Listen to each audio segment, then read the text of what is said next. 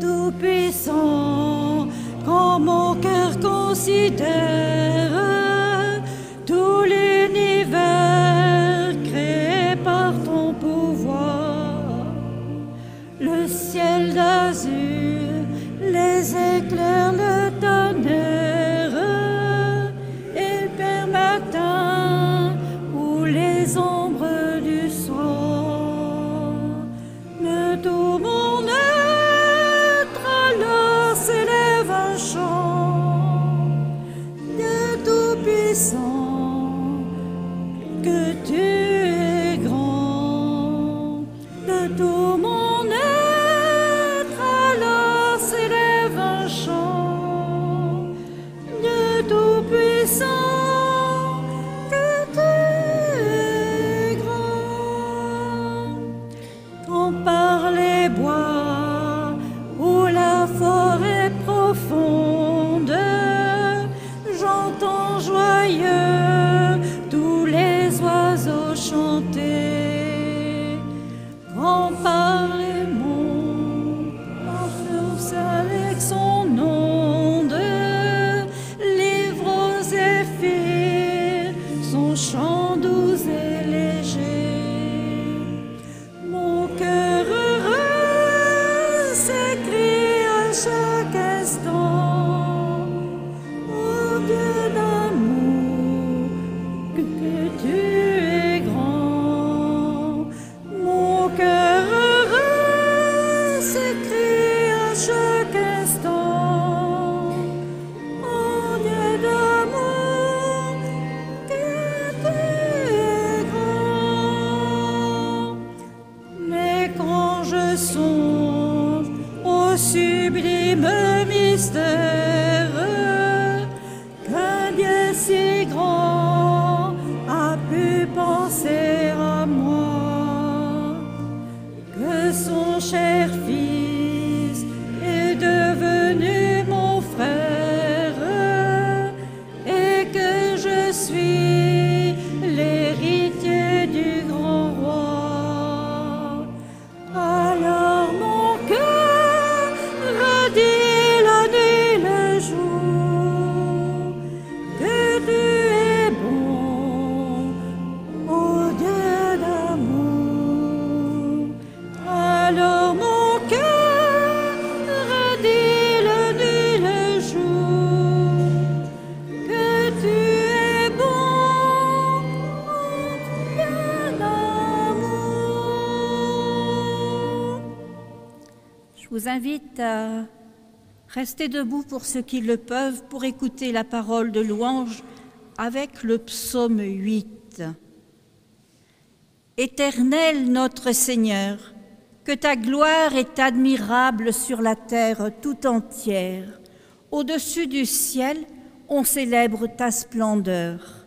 De la bouche des petits enfants et des nourrissons, tu fais jaillir la louange à l'encontre de tes adversaires, pour imposer le silence à l'ennemi plein de hargne.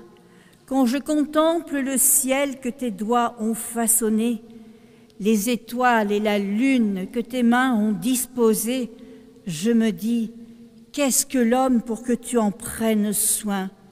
Et qu'est-ce qu'un être humain pour qu'à lui tu t'intéresses? Pourtant, tu l'as fait de peu inférieur à Dieu. Tu l'as couronné de gloire et d'honneur. Tu lui donnes de régner sur les œuvres de tes mains. Tu as tout mis sous ses pieds, tout bétail, gros et petits, et les animaux sauvages, tous les oiseaux dans les airs et les poissons de la mer, tous les êtres qui parcourent les sentiers des mers. Éternel, notre Seigneur, que ta gloire est admirable sur toute la terre. Je vous invite à prendre le chant 4106, chantons de joie vers le Seigneur, les 4 strophes. Et il est page 568.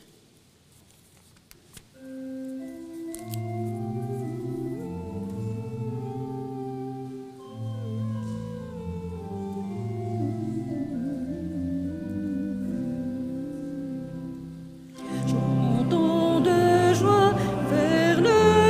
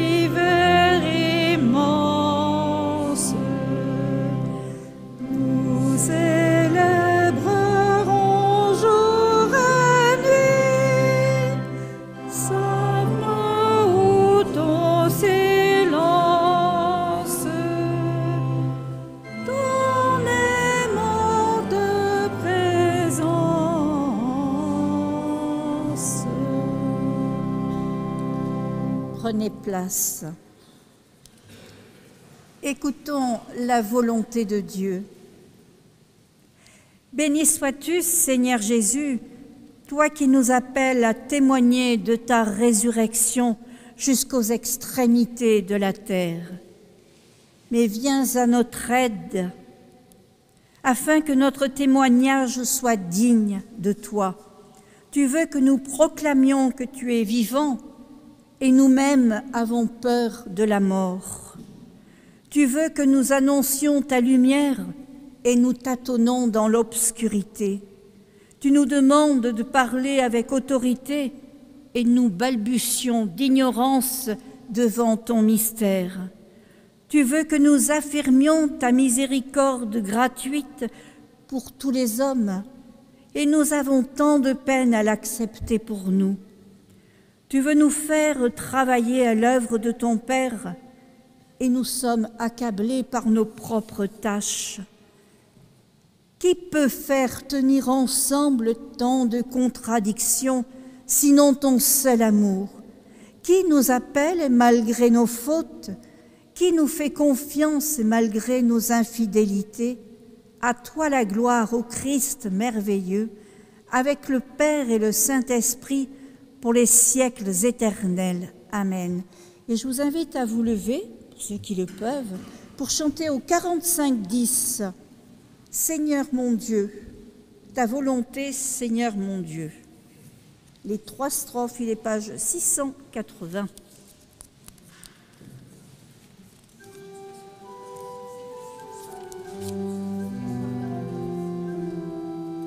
45-10 » Ah oui.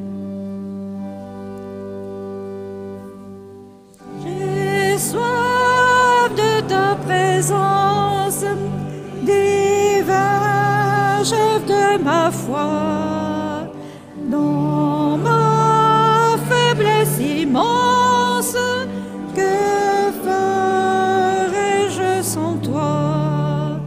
Chaque jour, à chaque heure, j'ai besoin de toi. Viens Jésus et demeure auprès de moi. Pour mes jours d'orage, d'obscurité, d'effroi, quand faible est mon courage, que ferais-je sans toi? Chaque jour, à chaque heure, où j'ai besoin de toi, viens Jésus et demeure auprès de moi. Oh Jésus, ta présence, c'est la vie et la paix. La paix dans la souffrance et la vie à jamais. Chaque jour, à chaque heure, où j'ai besoin de toi, viens Jésus et demeure auprès de moi. Prenez place. Je me suis peut-être trompée de numéro, mais je crois que le Seigneur nous a fait un clin d'œil parce qu'il correspond à beaucoup de situations ce matin. Merci Seigneur pour cette erreur. Entrons dans la repentance. Seigneur, tu es venu pour que tout homme ait la vie en abondance. Apprends-nous à dépasser nos réflexes sectaires dans nos vies, nos communautés, et à rester ouverts à ceux qui nous dérangent, à celui qui nous dérange. Seigneur, pardon pour ces manques d'attention envers ceux qui cherchent leur chemin et qui te cherchent. Réveille tous ceux qui sont aujourd'hui prisonniers des sectes. Donne-nous la force de ne pas les oublier, de les aider, eux et leurs familles, à connaître la vraie liberté. Je vous invite à vous lever pour écouter la parole et recevoir la parole du pardon.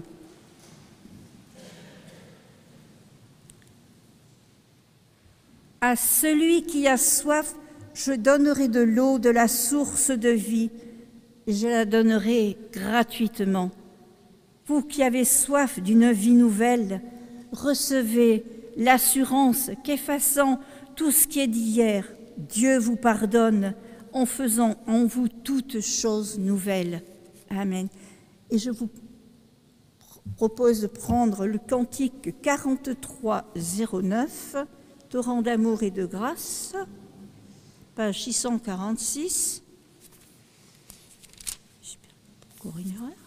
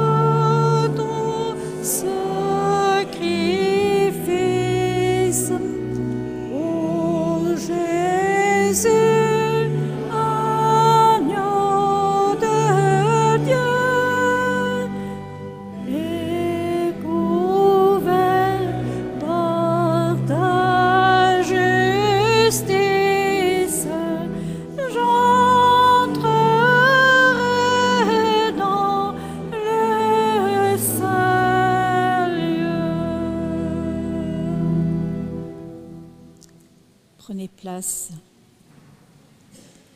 Avant d'ouvrir les Écritures, nous prions.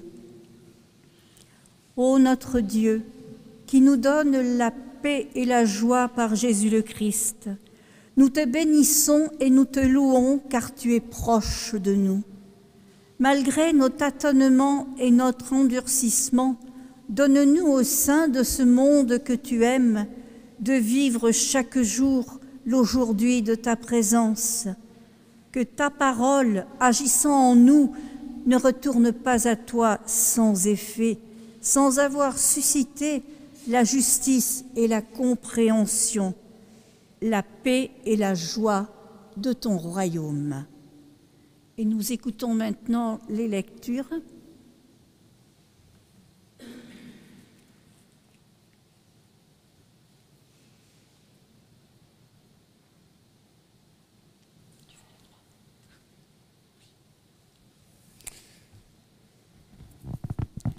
Alors, il y a 3 textes aujourd'hui. Le premier dans Actes 13, commence au verset 14, puis 43 et 52. Quant à eux, ils quittèrent Perge et continuèrent leur route jusqu'à Antioche, en Pisidie. Là, ils se rendirent à la synagogue le jour du sabbat et s'assirent. Quand l'assemblée se fut dispersée, beaucoup de Juifs et de païens convertis au judaïsme suivirent Paul et Barnabas. Ceux-ci s'entretenaient avec eux et les encourageaient à rester attachés à la grâce de Dieu. Le sabbat suivant, presque toute la ville se rassembla pour écouter la parole du Seigneur. En voyant tant de monde, les Juifs furent remplis de jalousie et se mirent à contredire Paul et à l'injurier. Paul et Barnabas leur déclarèrent alors avec une pleine assurance : « C'est à vous en premier que la parole de Dieu devait être annoncée. Mais puisque vous la refusez et que vous-même ne vous jugez pas dignes d'avoir part à la vie éternelle, nous nous tournons vers ceux qui ne sont pas juifs.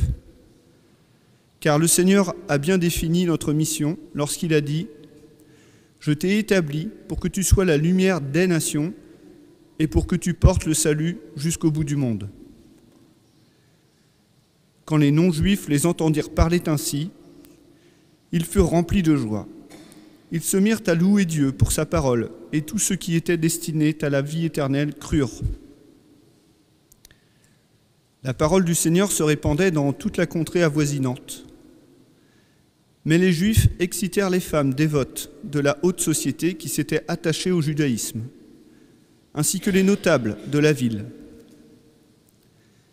Ils provoquèrent ainsi une persécution contre Paul et Barnabas et les expulsèrent de leur territoire. Ceux-ci secouèrent contre eux la poussière de leurs pieds et allèrent à Iconium. Les nouveaux disciples, cependant, étaient remplis de joie et de l'Esprit Saint. Le deuxième texte, Matthieu 6, versets 7 à 13. Dans vos prières, ne rabâchez pas des tas de paroles, à la manière des païens. Ils s'imaginent qu'à force de paroles, Dieu les entendra. Ne les imitez pas, car votre Père sait ce qu'il vous faut, avant que vous le lui demandiez. Priez donc ainsi. Notre Père, toi qui es dans les cieux, que tu sois reconnu pour Dieu, que ton règne vienne, que ta volonté soit faite, et tout cela, sur la terre comme au ciel. Donne-nous aujourd'hui le pain dont nous avons besoin. Pardonne-nous nos torts envers toi comme nous pardonnons nous-mêmes les torts des autres envers nous. Garde-nous de céder à la tentation et surtout délivre-nous du diable. Car à toi appartiennent le règne et la puissance et la gloire à jamais. Le troisième texte est dans l'évangile de Jean 4, de versets 7 à 26. Une femme samaritaine vint pour puiser de l'eau. Jésus s'adressa à elle. S'il te plaît, donne-moi à boire un peu d'eau. » Ses disciples étaient allés à la ville pour acheter de quoi manger. La Samaritaine s'exclama. « Comment, toi, Juif, tu me demandes à boire, à moi, qui suis Samaritaine ?» Les Juifs, en effet, évitaient toute relation avec les Samaritains. Jésus lui répondit. « Si tu savais quel don Dieu veut te faire et qui est celui qui te demande à boire, c'est toi qui aurais demandé à boire, et il t'aurait donné de l'eau vive. » « Mais, maître, répondit la femme, non seulement tu n'as pas de seau, mais le puits est profond. D'où la tires-tu donc, ton eau vive? Tu ne vas pas te prétendre plus grand que notre ancêtre Jacob, auquel nous devons ce puits, et qui a bu lui-même de son eau, ainsi que ses enfants et ses troupeaux. Celui qui boit de cette eau, reprit Jésus, aura de nouveau soif. Mais celui qui boira de l'eau que je lui donnerai n'aura plus jamais soif. Bien plus, l'eau que je lui donnerai deviendra en lui une source intarissable qui jaillira jusque dans la vie éternelle. « Maître, lui dit alors la femme, donne-moi de cette eau-là, pour que je n'ai plus soif et que je n'ai plus besoin de revenir puiser de l'eau ici. » « Va donc chercher ton mari, lui dit Jésus, et reviens ici. » « Je ne suis pas mariée, lui répondit-elle. « Tu as raison de dire « je ne suis pas mariée ». En fait, tu l'as été 5 fois, et l'homme avec lequel tu vis actuellement n'est pas ton mari. Ce que tu as dit là est vrai. »« Maître, répondit la femme, je le vois, tu es prophète. Dis-moi, qui a raison? Nos ancêtres ont adoré Dieu sur cette montagne. Vous autres, vous affirmez que l'endroit où l'on doit adorer, c'est Jérusalem. Crois-moi, lui dit Jésus, l'heure vient où il ne sera plus question de cette montagne, ni de Jérusalem, pour adorer le Père. Vous adorez ce que vous ne connaissez pas. Nous adorons ce que nous connaissons, car le salut vient du peuple juif. Mais l'heure vient, et elle est déjà là, où les vrais adorateurs adoreront le Père par l'Esprit et en vérité. Car le Père recherche des hommes qui l'adorent ainsi. Dieu est esprit, et il faut que ceux qui l'adorent par l'Esprit et en vérité.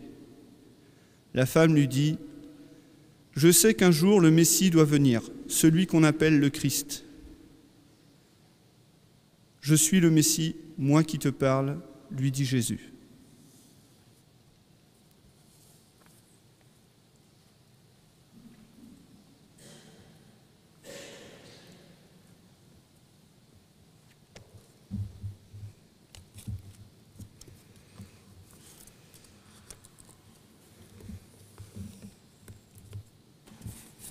Seigneur Jésus, nous voulons tout remettre devant toi.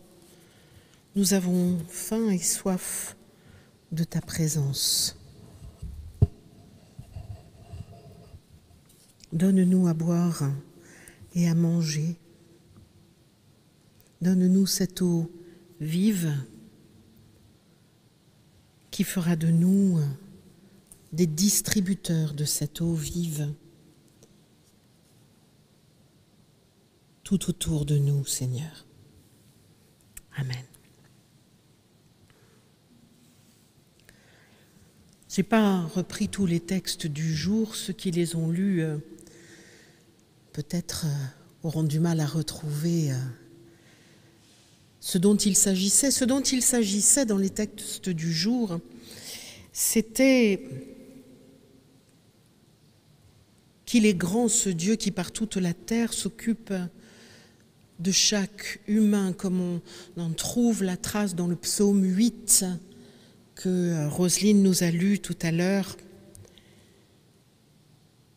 Et cette parole si puissante dans Actes, où face à toute cette adversité, Paul, qui n'a décidément peur de rien, fonce dans le tas de la synagogue et fait fi de toutes les oppositions pour répandre l'évangile On a envie de dire, comme on le ferait vraiment plus aujourd'hui, avec un culot monstrueux et énormément de force, faisant fi de toutes les persécutions, de toutes les menaces, et il y en aura, des menaces qui viennent des Juifs dans la synagogue, et puis plus tard, quand les gens qui célèbrent le culte de Diane se sentiront également menacés. Les menaces viennent de partout, les persécutions aussi. Et je me suis demandé dans quelle mesure ce texte était un texte qui nous parlait aujourd'hui de l'évangélisation ou pas. Et ça me paraît bien compliqué de voir un conseil pour nous, un avis pour nous à prendre dans cette immense force déployée par Paul et dans cet entêtement contre l'adversité. Je pense qu'il n'y a pas chez nous un problème de conviction, mais il y a peut-être une nuance que nous avons envie d'apporter, c'est la façon dont nous allons être reçus quand nous parlons de l'Évangile. Vous savez, il y a un théoricien de la communication qui explique que dans un message, il y a 3 éléments. Il y a le messager, d'abord. Il faut que le messager soit suffisamment clair pour transmettre le message qu'il a à donner. Ensuite, il y a le message en lui-même, et ça, nous avons cette parole qui nous est transmise de génération en génération. Et enfin, il y a celui qui reçoit le message. Est-ce qu'il est en état de recevoir le message? Est-ce qu'il est prêt à recevoir le message? Ou bien est-ce qu'il y a la télé qui tourne dans un coin et qui lui prend une partie de son attention? Ou est-ce qu'il y a le téléphone qui sonne? Est-ce qu'il y a ces fameux portables qu'on ne sait plus lâcher qui prennent une partie de notre attention? Comment est-ce qu'on est en condition de recevoir le message? Et là, dans ce passage de Paul à Antioche, en Pisidie, on voit bien qu'il y a la force du messager, le message, mais que clairement, la réception du message est très difficile. Alors je me suis demandé, puisqu'il y a toujours ce questionnement entre Jésus qui nous envoie ou Paul qui nous envoie annoncer l'Évangile, puisque quelque part dans l'Écriture, on est envoyé un peu par les deux, qu'est-ce que ferait Jésus à la place de Paul? Est-ce que Jésus ferait exactement ce que Paul a fait?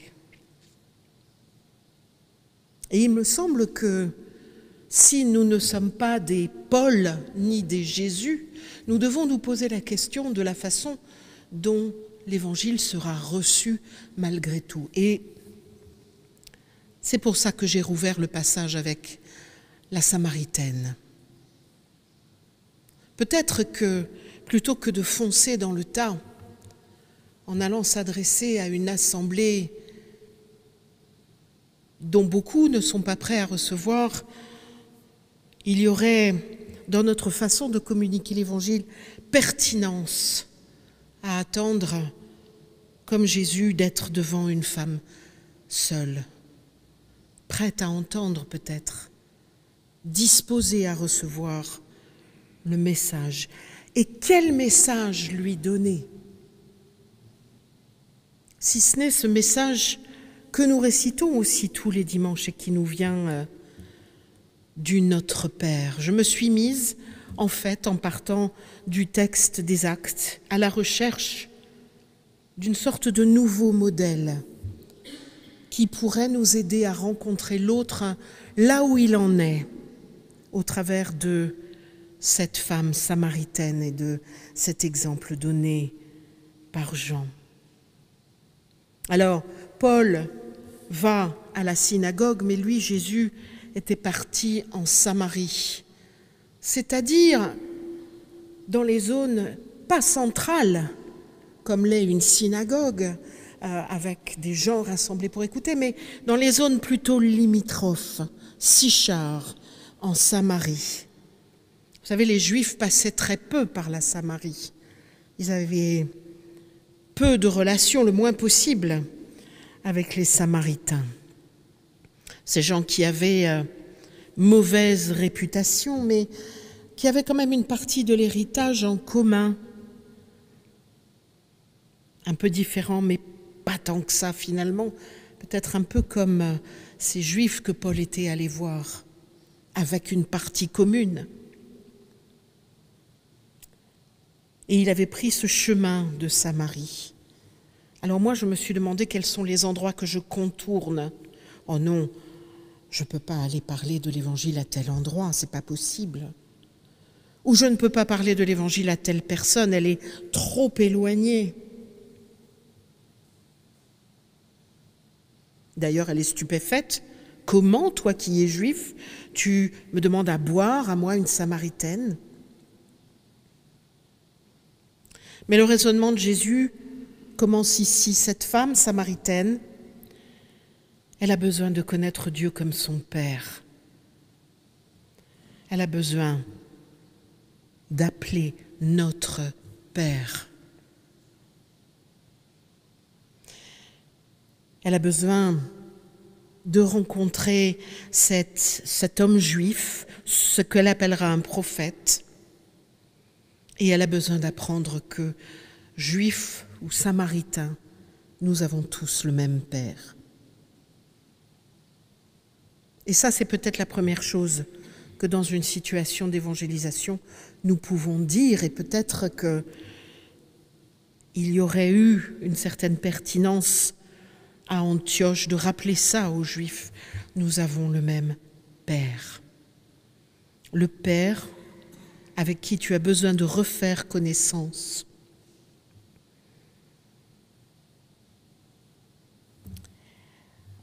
Un peu plus loin, la femme posera des questions sur l'endroit où il faut prier Dieu.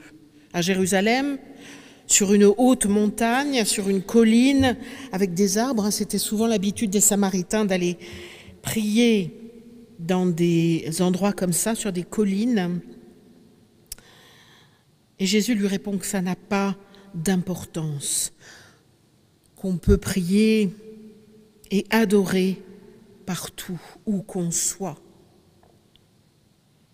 Puisque l'essentiel, c'est de parler en esprit et en vérité à Dieu qui voit toutes et tous.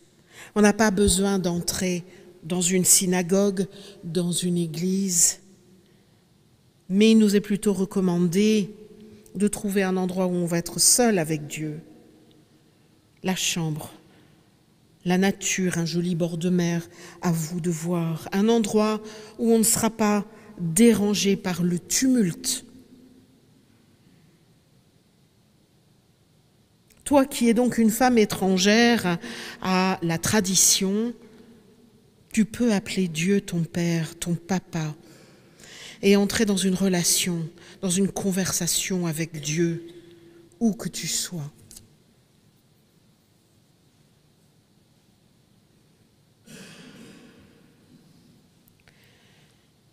Et ce Dieu, ce Père que tu retrouves, le Notre Père nous dit que ton nom soit sanctifié, c'est-à-dire mis à part comme quelque chose de sacré, noble, exceptionnel. Qu'on te reconnaisse pour Dieu, ça c'est la version du semeur. Et ça, je crois que la Samaritaine le sait, et les Juifs d'Antioche de Pisidie aussi. Dieu n'est pas une fréquentation ordinaire, ce n'est pas un copain. Jésus s'approche de tous les hommes et de toutes les femmes dont le cœur est en recherche. Et en même temps, il ne vient pas juste pour être un copain ou un bibelot décoratif autour de notre cou. Il vient pour se révéler et transformer nos vies. Et je pense que c'est bien ce qui gênait les Juifs d'Antioche, qui, comme beaucoup de religieux, étaient peut-être venus simplement réciter des prières, ou porter des vêtements, ou des phylactères, ou accomplir des gestes rituels. Et Paul qui leur fonce dedans sans, on a envie de dire sans beaucoup de délicatesse, mais il doit aller jusqu'au bout du bassin méditerranéen avec son message, on peut le comprendre aussi, eh bien, il leur amène quelque chose de différent. Un Jésus qui a accompli le salut et qui les remet en contact direct avec ce Dieu sacré, noble, exceptionnel. Et ils ont du mal. Peut-être que, tout comme ces Juifs qui sont rentrés dans le rituel, les Samaritains qui vivent autour de cette femme adorent ce qu'ils ne connaissent pas et ce avec quoi ils ont besoin de refaire connaissance. Non pas de réciter, mais de vivre la prière. Non pas d'en connaître chaque parole, mais d'en personnaliser chaque parole dans une conversation directe. Et qu'est-ce que ça va changer si on vit cette relation que le Notre Père nous redécrit comme un parcours? Eh bien, c'est que ce Dieu, on va lui dire que ton règne vienne dans la vie de la Samaritaine, que ton règne vienne et que ta volonté soit faite. C'est-à-dire, Seigneur, je voudrais tant remettre les gens en contact avec toi. C'est là qu'on retrouve Paul. Je voudrais tant aider les autres à regarder quelle peut bien être ta volonté pour le monde qui m'entoure aujourd'hui. Mets-moi en contact avec ceux qui sont limitrophes, les Samaritains autour de moi, ceux qui vont peut-être contester mon rituel, mais à qui je vais pouvoir dire le rituel n'a pas d'importance. Ce qui est important, c'est ta relation avec Dieu, ton Père, ton Créateur. Je pense à Raoul Follereau. Tout le monde le connaît pour sa fondation pour les lépreux. Raoul Follereau était un poète. Il était né à Nevers en 1903 et il se destinait à une grande carrière d'homme de lettres et de poésie. Et puis il a fait un voyage dans le Sahara, lui aussi en voyageant vers l'autre. Et il a découvert là-bas les ravages de la lèpre.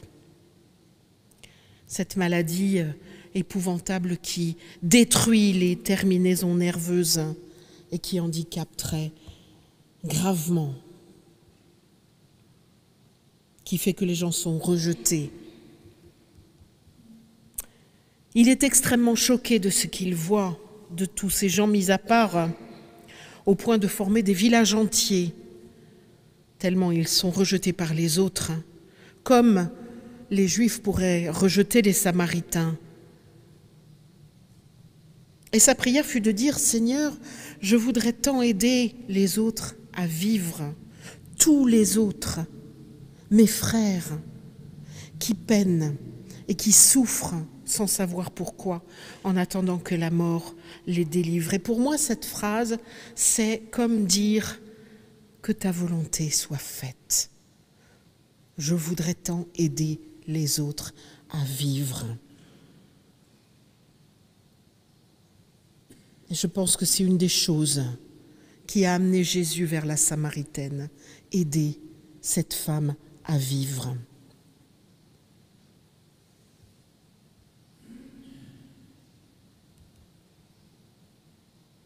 À cette femme, Jésus propose de donner de l'eau qui donne la vie,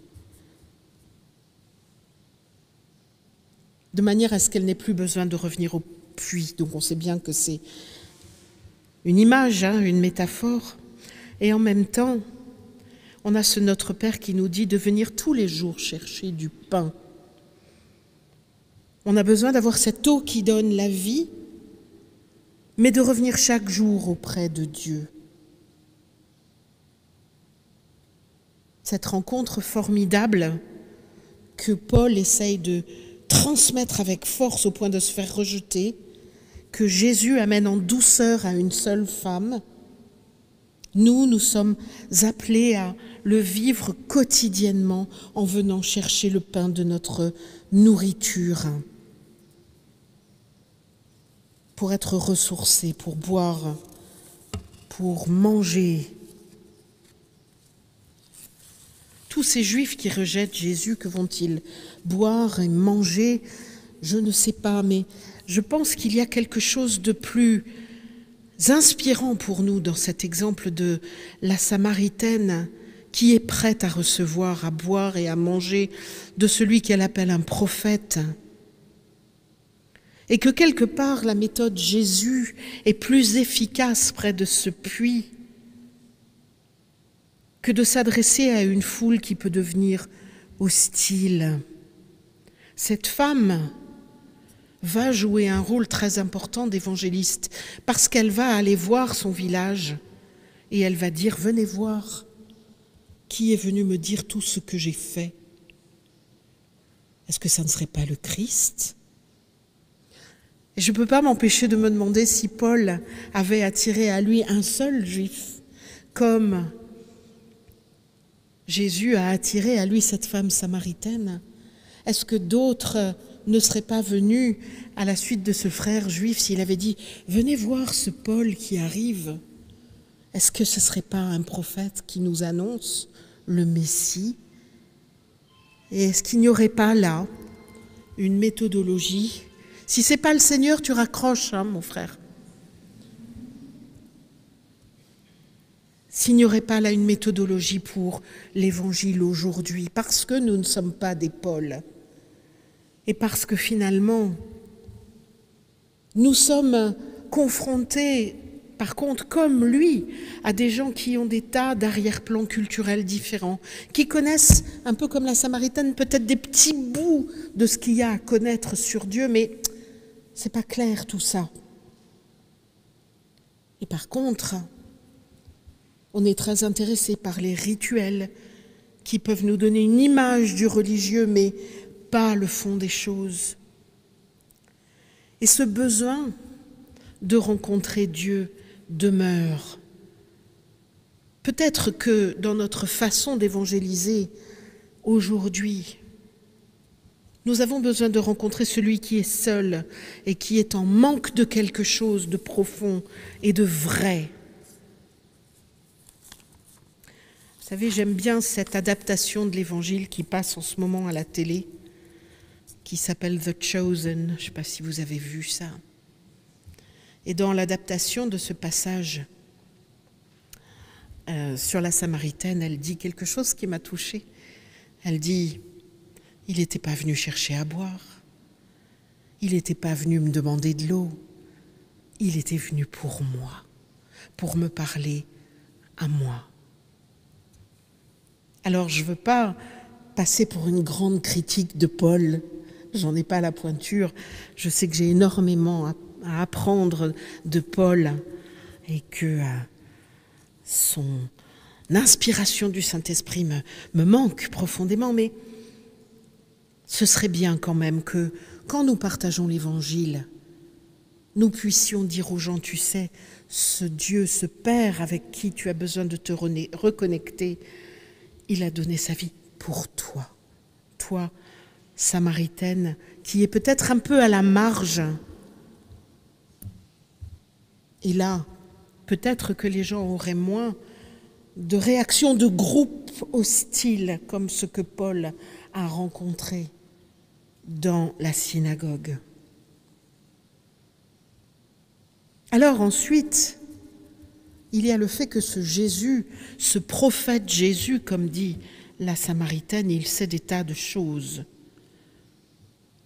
Il sait qu'elle a été 5 fois mariée et qu'elle vit en plus avec un 6e homme. Alors on sait qu'il y a beaucoup de lectures de ce passage, y compris une lecture symbolique qui nous parlerait plutôt d'adultère spirituel, d'une femme samaritaine qui représenterait toutes les cultures différentes qui sont 5 fois, 6 fois alliées à une théologie déficiente.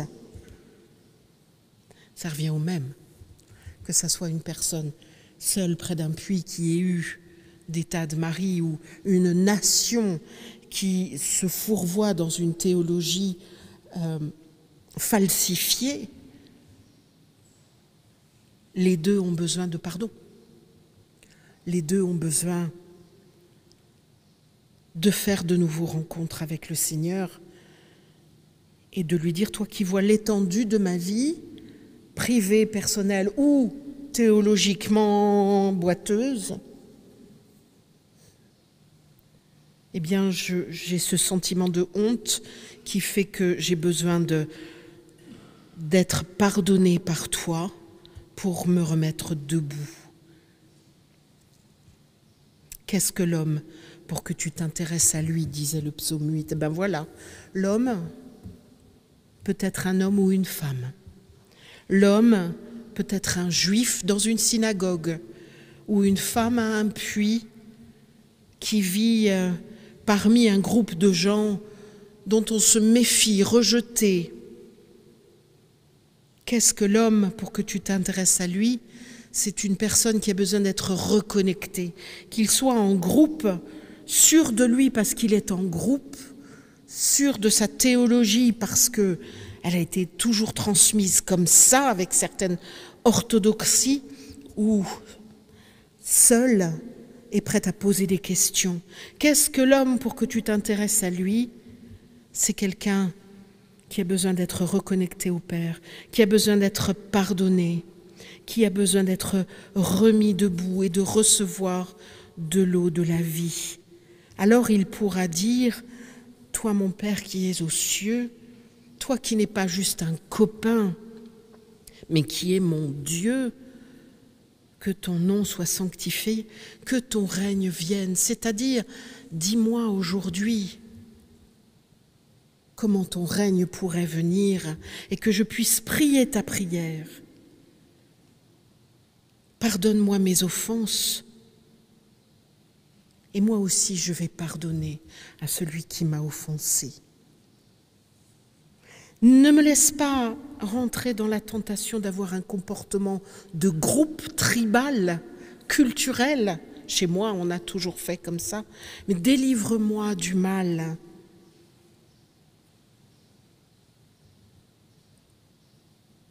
Alors je pense que, puisque, qu'est-ce que l'homme pour que tu t'intéresses à lui? Nous aimons nous dire que le Seigneur s'est intéressé à nous, que ça soit aussi une question qui nous motive pour nous intéresser à nos Samaritains. Alors on ne va plus aujourd'hui, comme Paul, foncer dans une synagogue ou dans un lieu religieux ou culturel pour aller dire, voilà, l'évangile est là, Dieu a prévu autre chose. Mais peut-être qu'il y aurait une méthode que nous pouvons tirer de cette lecture de l'histoire de la Samaritaine pour obtenir non pas du rejet, de la haine et voilà tout ce que Paul rencontre dans les Actes, mais pour obtenir une femme transformée qui va aller voir les gens de son village pour lui dire « Venez voir qui j'ai rencontré ». Et il y aurait là peut-être une évangélisation plus efficace que celle qui est la nôtre.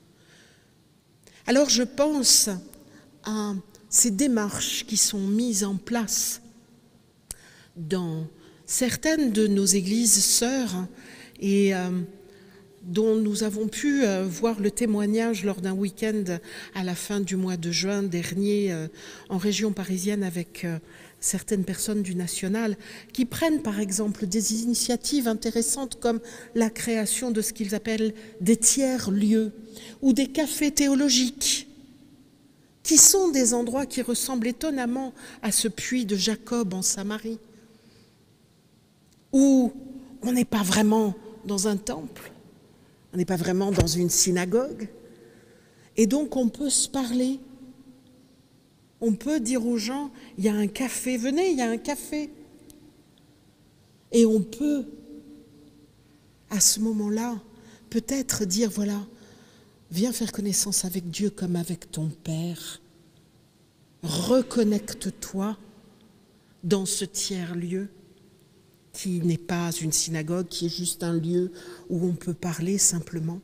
Et peut-être qu'il y aurait là des vrais lieux d'évangélisation où on prendrait le temps de retrouver un dialogue qui soit infiniment plus riche, qui provoque moins de conflits que Paul, notre bulldozer des actes.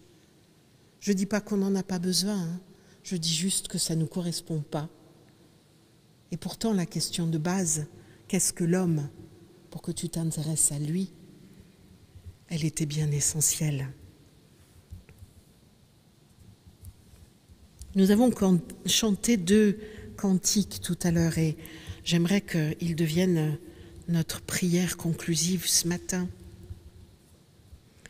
Il y a d'abord Dieu Tout-Puissant et je vois bien la Samaritaine dire, et j'aimerais beaucoup que de nouvelles personnes puissent dire, quand je songe au sublime mystère, qu'un Dieu si grand a pu penser à moi, que son cher Fils est devenu mon frère et que je suis l'héritier du grand roi. Parce qu'en fait, c'est ça le but, c'est que d'autres personnes puissent venir dire ça avec nous. Alors mon cœur redit à chaque instant, la nuit, le jour, que tu es bon, ô Dieu d'amour.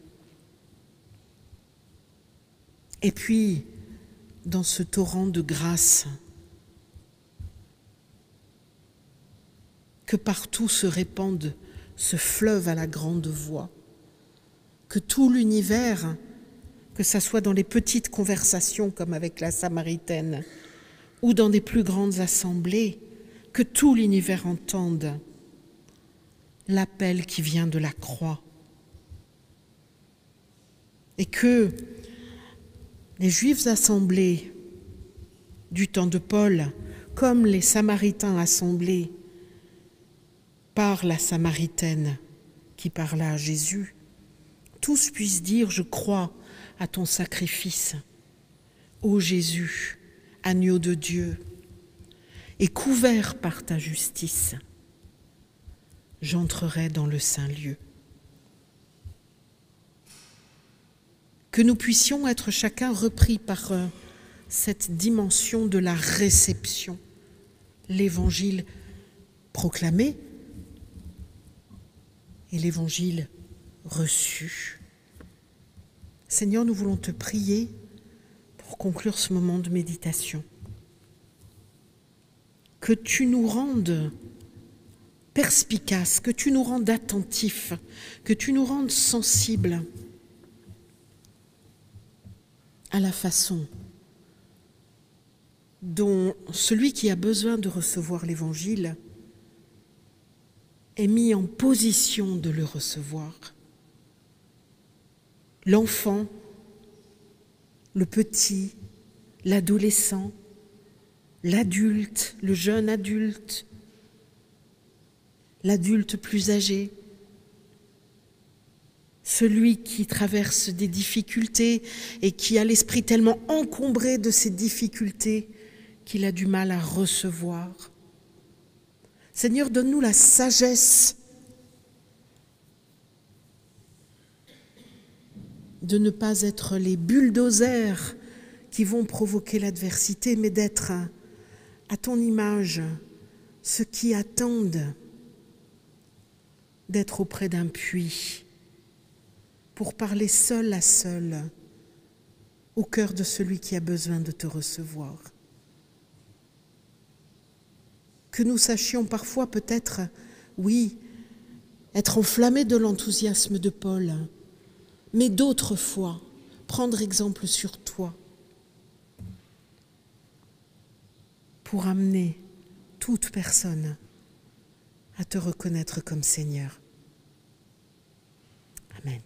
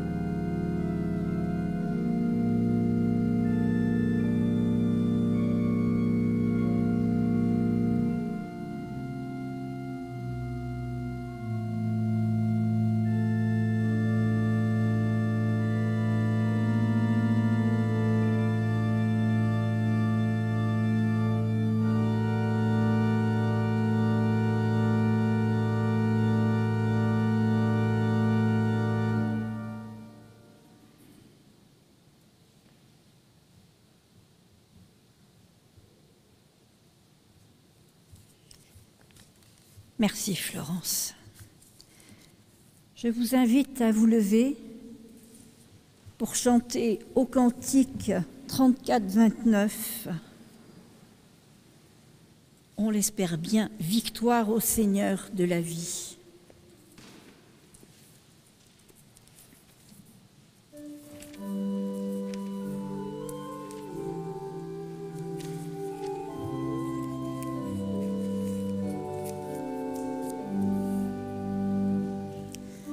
Victoire, Seigneur de la vie, victoire, Dieu de l'infini, victoire au nom de Jésus-Christ, victoire pour le Saint-Esprit, le règne est pour le Tout-Puissant.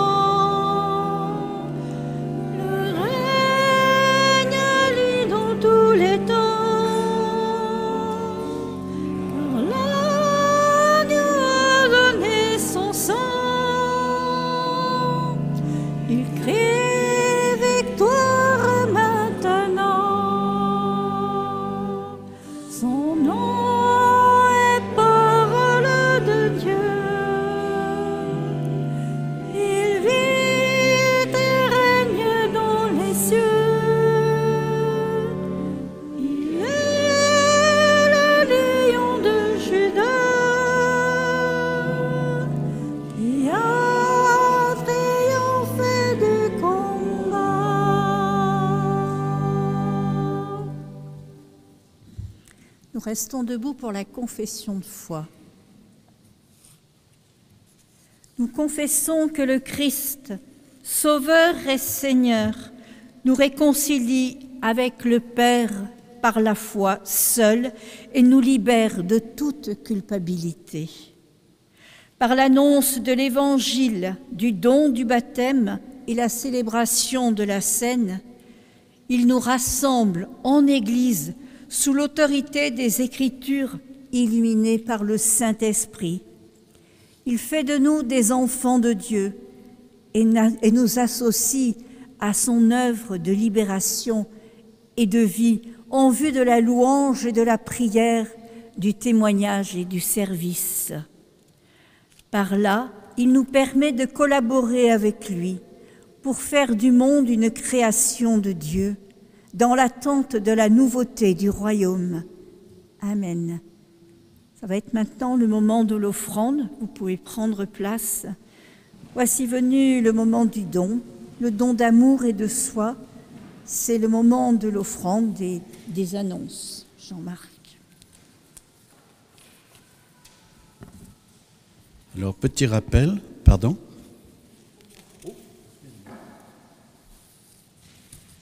Ah bah oui, tu as raison, merci. Alors, petit rappel, il y a Étienne qui va circuler parmi vous avec le téléphone magique, qui va récolter... Il marche, oui? Oui. Il va récolter vos dons par carte bancaire pour ceux qui n'ont pas d'espèces sur eux. Et vous lui faites signe et il va accourir pour prendre votre offrande. Alors j'ai des remerciements, bien sûr, remerciements pour nos accueillants, Philippe et Jonas, pour notre organisme, Nicolas, pour Florence et Roselyne, et pour notre technicien que j'oublie tout le temps. C'est pas grave. Bon. Alors je n'étais pas présent dimanche dernier. J'espère que je ne vous ai pas trop manqué. Alors Georges m'a certainement remplacé... J'en suis certain, mais il est moins rigolo. Pardon, Georges. À ce sujet, il y a quelques semaines, lors d'un culte commun à la maison paroissiale, une de nos sœurs d'une confession amie, alors que je la saluais, me déclare « Ah, c'est vous qui faites le clown !» C'était pour moi un compliment extraordinaire. J'ai une vénération pour les clowns. Et vous savez pourquoi? Parce qu'ils font rire les enfants. Ils tutoient leur innocence. Je vous ai dit combien les enfants comptent pour moi. Ce sont les seuls qui me font entrer dans un trou de souris. Et ce n'est pas facile. Non pas par la taille, mais par le volume. Le rire d'un enfant me fait fondre. Ça y est, Georges a compris pourquoi et comment je peux rentrer dans un trou de souris. Je fonds. Et la musique peut me paralyser. Je reste pétrifié en écoutant une œuvre musicale qui entre en harmonie avec l'intimité de mon cœur. Et je dis, heureux celui qui rit avec le rire d'un enfant ou qui est triste devant son chagrin. Heureux celui qui est dans la joie ou qui pleure en écoutant Mozart. Il se blottit dans la main de Dieu. Et voici les annonces. Alors les annonces, la semaine dernière, nous étions 4 à nous rendre au week-end franco-britannique à Lunray. Chaque année, cette tradition est maintenue. Une fois en Angleterre et la fois d'après en France, où nous nous rencontrons l'église protestante réformée d'Angleterre, qui est dans le sud de l'Angleterre. En anglais et en français, chacun avait selon ses connaissances et pour d'autres ses difficultés. Cette année, nous avions un thème qui était la parole créatrice, avec 3 propositions. Genèse 1, et Dieu dit, and God said. La parole faite chair, Jean 1, au commencement était la parole. In the beginning was the word. Et enfin la mort, la parole destructrice, Romains 6, verset 3, car le salaire du péché, c'est la mort. Traduction ?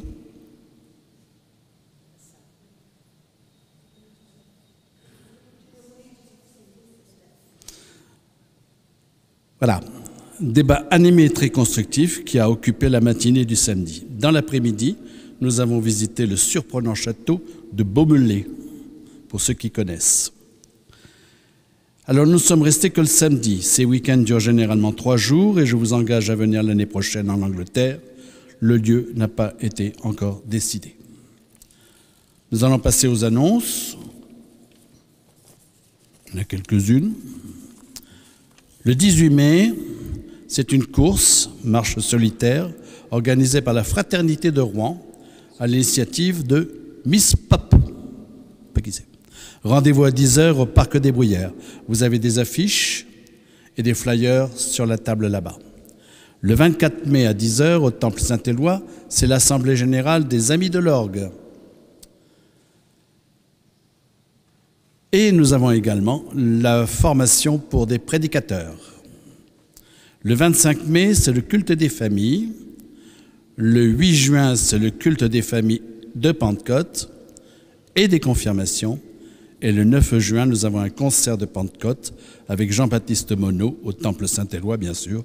Les entrées sont de 12 et 8 €, gratuit pour les 18 ans, les élèves du conservatoire. Voilà, y a-t-il d'autres annonces ? Eh bien, je rappelle l'Assemblée générale de la Bible à Rouen demain soir, à 19h, à la maison paroissiale. Merci Roselyne. Voilà, c'est tout ? Il n'y a plus rien ? J'aime les clowns, mais je déteste les guignols.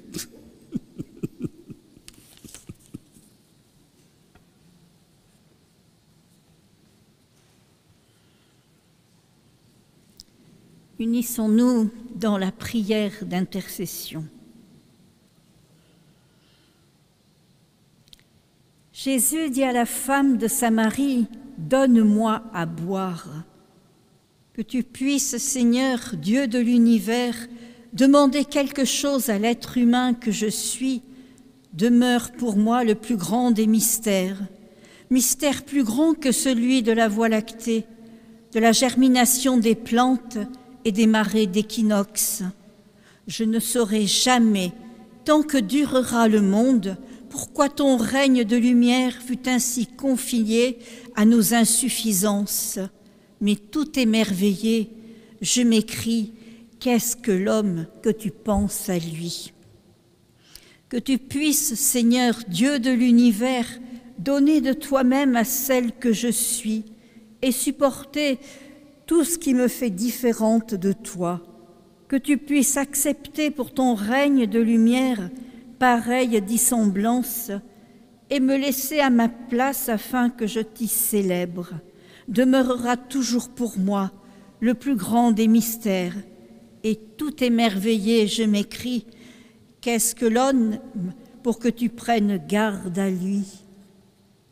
Que tu puisses, Seigneur, Dieu de l'univers, ne point trouver de repos, que tu ne m'aies gagnée tout entière, que je sois destinée à vivre plus longtemps, que les astres dans l'au-delà des nuits, que je sois destinée à n'être pas demain, ce qu'aujourd'hui je suis, demeurera toujours pour moi le plus grand des mystères. C'est pourquoi je m'écris, qu'est-ce que l'homme pour que tu te souviennes de lui? C'était une belle prière de sœur Myriam. Seigneur, même si cette interrogation nous est posée, nous savons que nous comptons pour toi et que tu t'occupes de chacun de nous, surtout quand nous sommes malades. En particulier, nous avons Sandrine, Dorothée, Isoline et sa famille, ou dans le deuil, nous pensons à Nicolas, Anta, Andrian et toute leur famille en France et à Madagascar. Et tous ceux que j'aurais pu oublier. Et ensemble, nous te disons la prière que nous avons entendue dans l'Évangile. Notre Père qui es aux cieux, que ton nom soit sanctifié, que ton règne vienne, que ta volonté soit faite sur la terre comme au ciel. Donne-nous aujourd'hui notre pain de ce jour. Pardonne-nous nos offenses, comme nous pardonnons aussi à ceux qui nous ont offensés. Ne nous laisse pas entrer en tentation, mais délivre-nous du mal, car c'est à toi qu'appartiennent le règne, la puissance et la gloire pour les siècles des siècles. Amen. Je vous invite à vous lever maintenant pour entendre la parole d'envoi et de bénédiction. Allez et marchez, que le monde voie votre lumière, qu'il entende votre parole, qu'il ressente votre joie, car vous êtes des témoins du Christ ressuscité. Que le Dieu de toute promesse fasse lever en nous la plus belle des moissons et nous transforme en semeurs de son royaume. Le Seigneur est avec nous tous. Je vous invite à prendre le cantique 36-10. Que la moisson du monde est grande, les 3 strophes.